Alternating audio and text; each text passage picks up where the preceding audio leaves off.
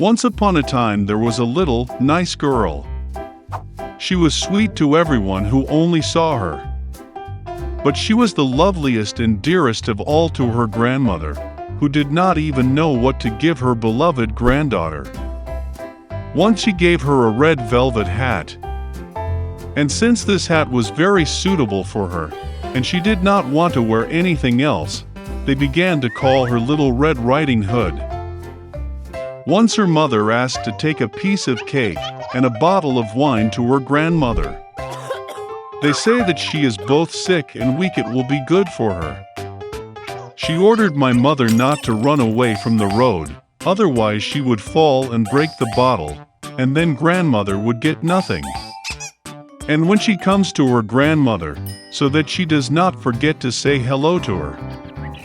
Little Red Riding Hood obeyed, took the presents and set off.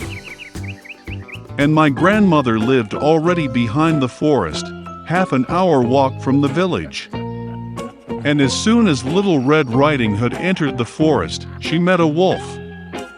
The girl, however, did not know what kind of fierce beast it was, and was not in the least afraid of him. She greeted politely.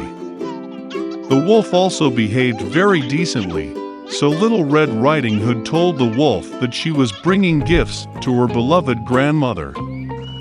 And while she was telling how to get to her grandmother's house, the wolf thought to himself how he could eat not only the old woman, but also a pretty girl. And then the wolf thought of showing Little Red Riding Hood a huge meadow with beautiful flowers. Little Red Riding Hood, as she looked at the many wonderful flowers, thought that it would be nice to bring grandmother a fresh bunch of flowers, because that would also please her. Yes, and ran away from the road to the side, and began to collect flowers. Slightly picking one flower, as the other beckons her, it is even better, and she will run after that. And so it went further and further into the depths of the forest. And the wolf ran straight to grandmother's house and knocked on the door. Grandma asked who was there.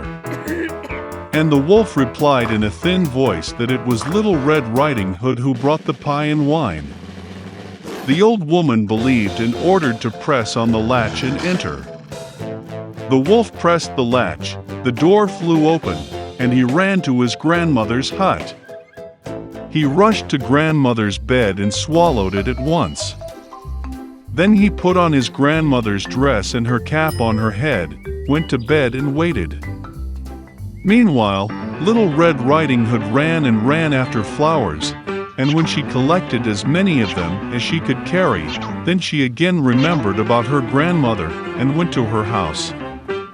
She was very surprised that the door was wide open, and when she entered the room, she called out to her grandmother.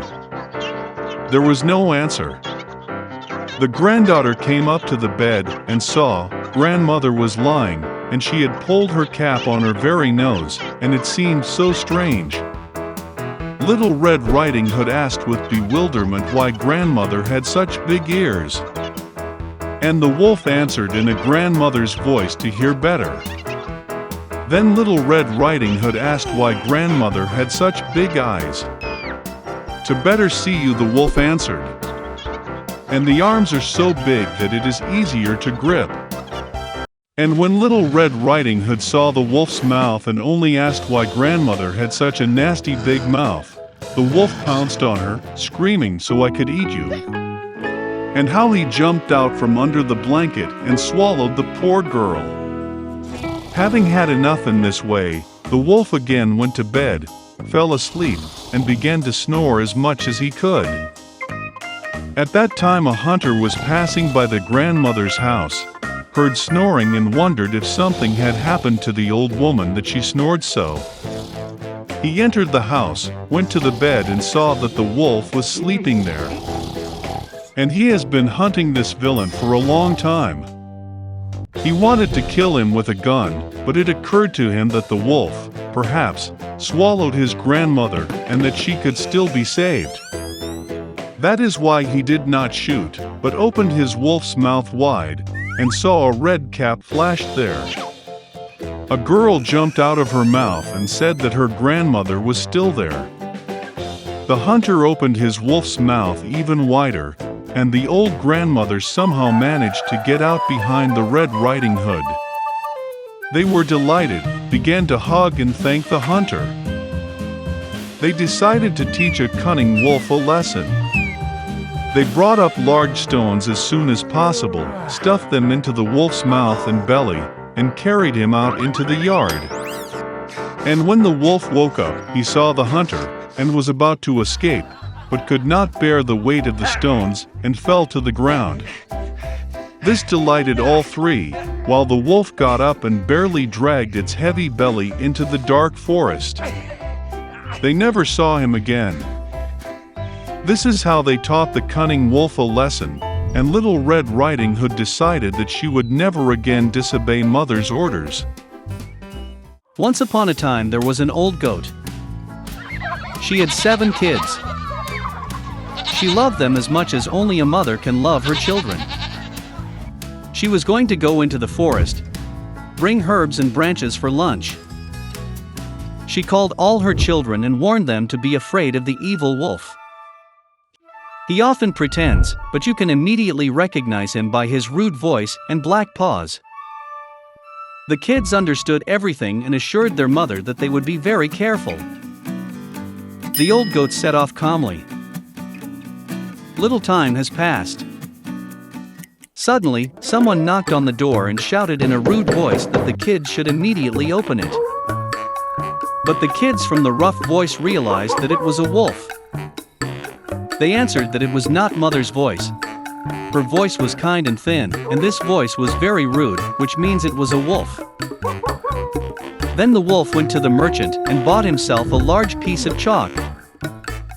He ate it, and his voice became thin. He came back, knocked on the door, and in a thin voice asked the kids to open it.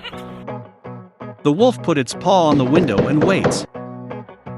And the kids saw her and answered that the mother's paws were not black, but white, which means it was a wolf. Then the wolf ran to the bakery and asked to give him some dough. The wolf anointed his paw with the dough. The villain approached the door for the 3rd time, put his white paw on the window and knocked. They saw the kids that the paw was white, and thought that it was their mother. They opened the door, but there was a wolf in front of them. They got scared and began to scatter in all directions.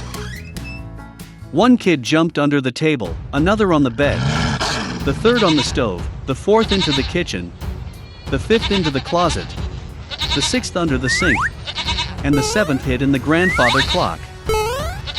But the wolf found them all, opened its jaws and swallowed one by one. Only one thing he did not find: the youngest, who hid in the clock. Having eaten his fill, the wolf left. He stretched out on a green meadow under a tree and fell asleep. Soon an old goat came home from the forest. Oh, what did she see there? The door was wide open.